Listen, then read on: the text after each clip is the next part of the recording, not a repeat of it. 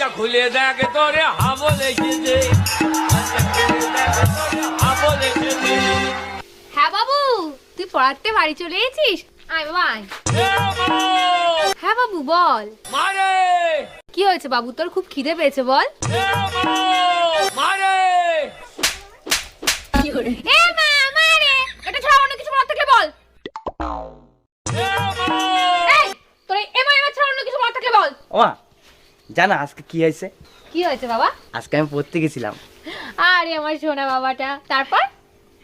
তারপর যখন পড়তে গেছি মাস্টারের বাড়ি গিয়ে দেখি কেউ উঠেনি।